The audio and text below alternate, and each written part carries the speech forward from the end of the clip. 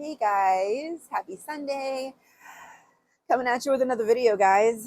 And in this video, I'm going to be talking about all things boundaries and why it's important to set boundaries not only within those toxic connections, but also in those healthy connections, right? It's always good to have boundaries.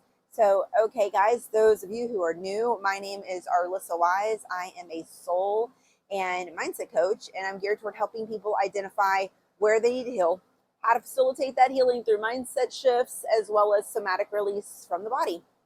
Oh, my nose is itching. All right, guys, let's get to this video. Now, so what are boundaries? I know a lot of people talk about boundaries here and there. Maybe, you've been accused of not having some. Maybe you're too boundaried up.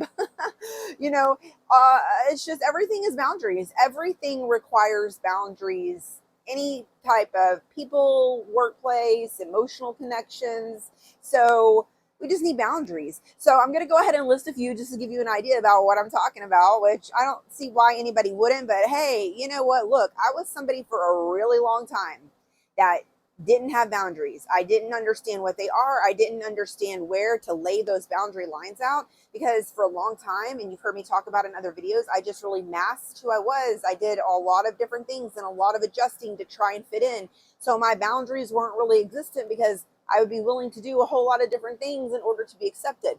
That's different now, but it was a thing. So maybe this video is something that somebody does need. Like, what are boundaries? How do you really tailor them? How do you start to do that? So a few of the emotional boundaries is the first thing I'm going to talk about. So a few of the boundaries I'm talking about is one, emotional boundaries. So emotional boundaries are the way that we allow people to talk to us, how we allow people to treat us, and how we, require ourselves to act around certain people in certain situations.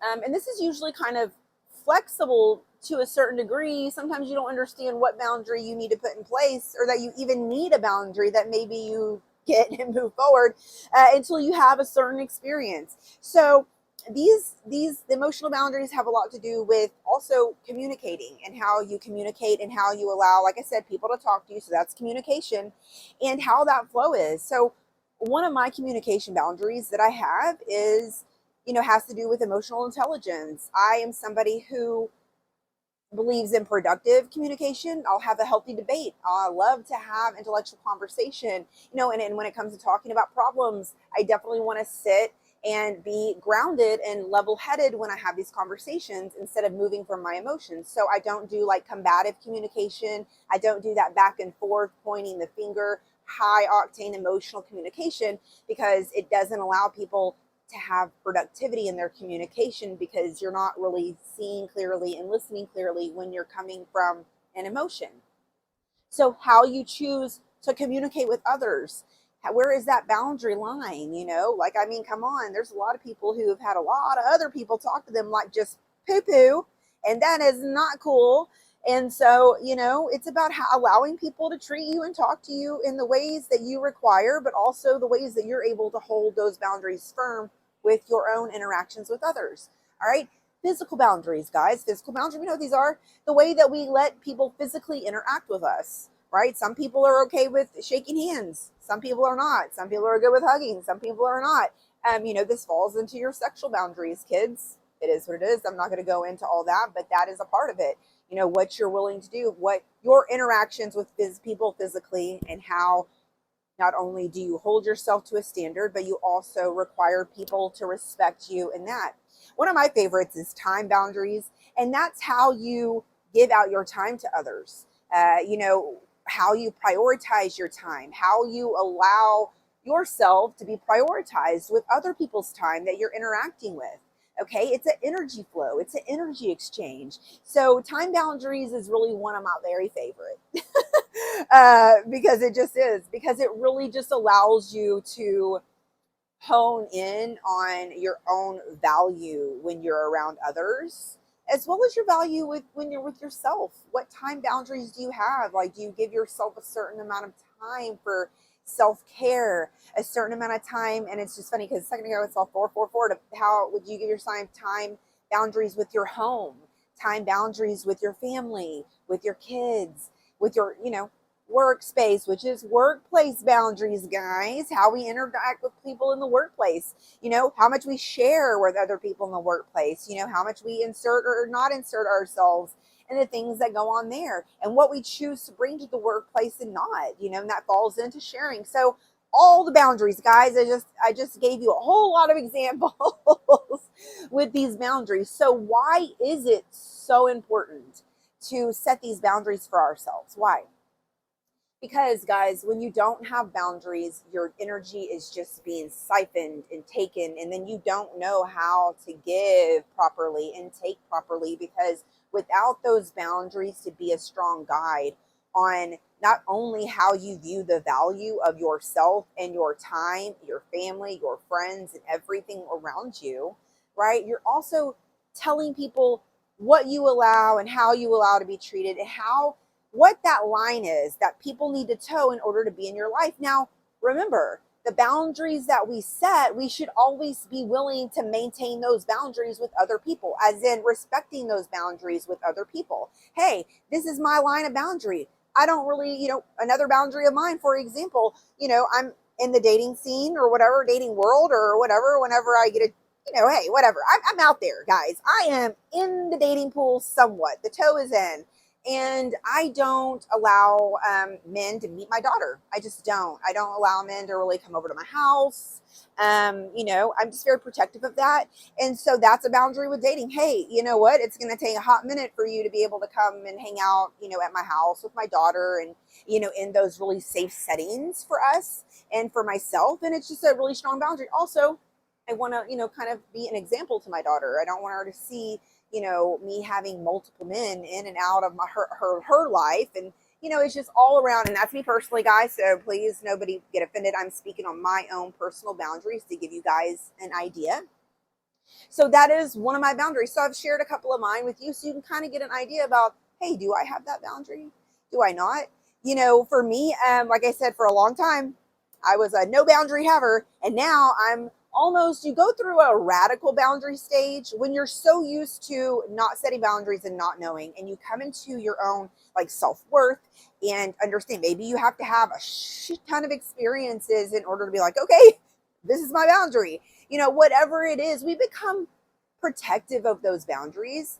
And so because for a long time we didn't have anything to protect except our heart, but we didn't know how to protect ourselves through boundaries. So now that we know, you kind of go through a stage of radical boundary setting. You don't let nothing fly, right? You don't let nothing squeak by, not an inch, not a little centimeter, nothing. And sometimes that can be over boundarying, but honestly, in my opinion, guys, I think the radical boundary setting is absolutely necessary, especially when you haven't had them for a long time or you're just stepping into new boundaries. It's important to be like, no, no, no, no, because we can. And if it's something that doesn't stimulate happiness and growth positively within you, and also when we have these negative experiences that cause us to reinstate or instate or put boundaries in place that maybe never were, these experiences should be treasured. And because they're so treasured, and we know that because, man, when you come back from say a serious heartbreak where you didn't, with somebody that maybe you didn't have a lot of boundaries, and then you start to understand your self-worth, where you're not willing to go back to. So where to kind of teeter-totter that boundary line at, and then you become extremely protective of that line, rightly so. I say embrace that radical boundary stage. And then once you start to teeter out of the radical stage, you're more in that, all right, well, you get a better understanding about the flow. And when you're in your radical stage, it's almost like you demand people to either toe that line or not. That when you kind of float out of that radical boundary setting stage, you're actually in a really good place. The different phases and versions of ourselves through our learning experience and fine tuning, these type of things, especially boundary setting, it's phases, guys. And every version has a place that's important in your journey. That's what I'm saying. So, guys, not only are boundaries important, obviously, with those toxic relationships, but the toxic ones, we have those experiences and then we understand where to put those boundaries in. And then one of the main boundaries moving forward is our willpower. How firm are we willing to set by those boundaries and guard it, even though we have history with people. That's tough, you know. But guys, like I said, we're always evolving, we're always changing, we're always tweaking and adapting and learning about ourselves and our interactions, you know. And those are important boundaries with healthy relationships, because you walk into these healthy relationships, and healthy relationships will usually, when I say this real quick, when you have firm boundaries, you will always attract people with similar boundaries. Now, not, I mean, to a certain degree in certain areas, but it's always about really getting to know people and communicate with them. But healthy boundaries are established in safe spaces, safe interactions, because you have somebody who is absolutely willing to be respectful of those boundaries, and you're also willing to be respectful of theirs, and then you kind of grow and teeter-totter together. That's kind of beautiful to me. To me, it's when you have the openness to always respect someone's boundaries because of how important, or whatever the dynamic is in your life, and then you learn to flow with each other. Now, whenever one person starts to teeter back, like over their boundary line, well, then you say something. It's these communications that are really important. And as it's all 11-11, but it's just, you know, we teeter totter back in and out with people. But if you don't hold strong on your boundaries and you don't understand what they are, it's really, really, really hard to build those healthy connections, because you don't know where your lines are laying, right? And then you're not able to see when other people's, where their lines are. And then because you don't have knowledge of your own boundary lines, you're going to cross somebody else's because you don't even have control or willpower behind your own.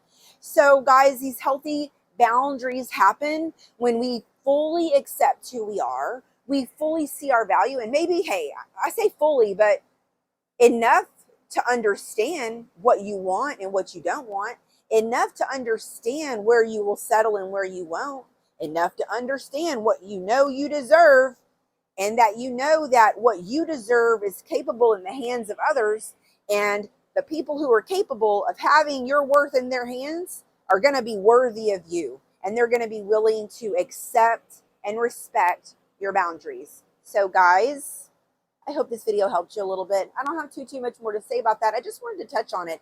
Just touching on, and I'll probably spider web into some of my videos from the topics, but I just wanted to put it out there, guys. Boundaries are important because not only do they keep us protected and keep us demanding the respect that we deserve, but it keeps our kids safe too. Boundaries as parents is a thing, right? Also allowing your children to have boundaries and learn how to start establishing boundaries early, so they're not rolling through this life not knowing, and then later on being like, oh wait, maybe I should put some boundaries in place.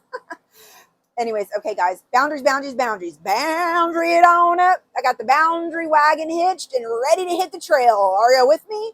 Let's do it. All right guys, well, a little bit about boundaries on this Sunday, and thanks for watching my video, guys. Y'all have a good rest of your weekend.